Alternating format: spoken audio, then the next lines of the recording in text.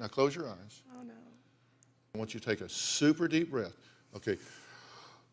1, 2, 3, 4, 5, 6, 7, 8, 9, 10. Okay?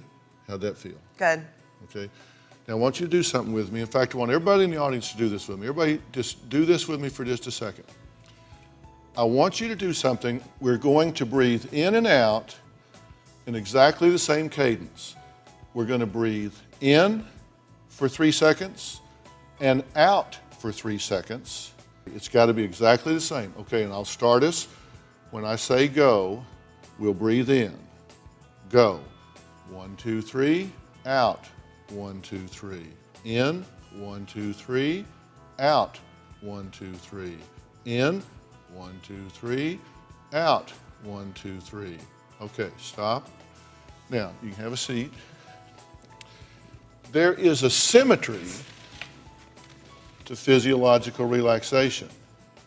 If you breathe in and out at the same pace and rhythm, you get a real relaxation in your body. It gets to what we call homeostasis. And just in that little time you did it, it's interesting what I see in your face right now. Tell me what you feel right now. I feel a lot more relaxed when I first came up here. You look more relaxed. Thank you. Yeah. I'm like not shaking or twitching. Now think about what you just said. You feel more relaxed, and you are on national television in front of millions of people. And in just this little bit of time, you actually feel more relaxed in what's probably the highest stress situation you've been in a long, long time. Anxiety disorders are the most common mental illness in the U.S., affecting 40 million adults. On top of that, in a 2017 Harris Poll survey of American happiness, only 33% of Americans surveyed said they were happy.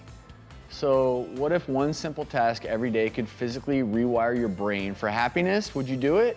Yeah. Sure. Well, gratitude. Practicing gratitude. A brain imaging study found that people who made daily gratitude lists had significantly greater and lasting neural sensitivity to gratitude. It lasted months. Your brain is literally getting this wonderful gratitude muscle workout, reminding yourself to be happy, and it's true. You can go through your life and things get busy and you forget about all the wonderful things. Yeah, and I think this Gratitude. is so elegant. Gratitude. Just writing down 3 things that you're grateful for each day over 6 months can make a tremendous improvement in your outlook. Because the 43 people in this study actually all had a history of anxiety and depression, and they found that it significantly improved their outlook to do this. Study out of Harvard has shown that sitting up straight and taking more space for 120 seconds, something called a power posture or power posing, yes, you can do this too, can create a 20% increase in testosterone. Yes. Now that's good for me. Testosterone's good for you too. I can take a little, not too much, And not on too much, top but I of can take a that, little. It's a confidence booster, and it can decrease stress by lowering levels of cortisol. So how good is that? Should we strike the pose? We should strike it. Now, you have to hold it for 120 seconds though, We don't right? have 120 seconds, doctor. But just so that, okay, yes, doctor, let's do it. All right, Wonder Woman, Superman, How how do you like that? How do you feel? Try it. I feel better already. I do. I know women who will go into the bathroom stall before a big meeting or something, and they will literally hold this pose for 120 seconds. And breathe. And breathe. And breathe. That helps too. Anxiety is normal. We all feel anxiety. Anxiety is normal, and that's part of the solution, is teaching your children, and as a therapist, to teach your kids, hey, it's okay to be scared. That's part of growing up, and getting over it is what makes you stronger and better, right? So here's what I'm thinking. So there's sort of 2 schools of thought right now as a parent of elementary school, middle school aged kids. One is that we coddle our kids too much, right? Like we're trying to buffer them from all of the world, and that's not healthy for them. And then the other side is that the world is so competitive and so fast-paced that they're all becoming anxious too. So how do you do a good job as a parent in helping them navigate that? The golden question, and being a dad of 3 kids and a child psychiatrist, I deal with this every day too, and it is incredibly hard. You're right. There's an old saying in child psychiatry, being a good enough parent, right? If you're too overbearing, you're going to create more anxiety and less resilience. If you're neglectful, obviously there's bad things about but being a good enough parent, being loving and supporting and communicative with your kids, that's where you got to start. And that's the foundation, right? Us Americans, we're stressed.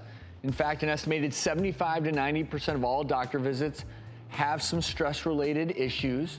But could simply thinking about your stress affect you just as badly? A new study done by researchers at Penn State found that simply starting your morning by thinking about how stressful your day is, that is going to be harmful and make you more stressed. It's going to be harmful to your cognitive function throughout the rest of the day.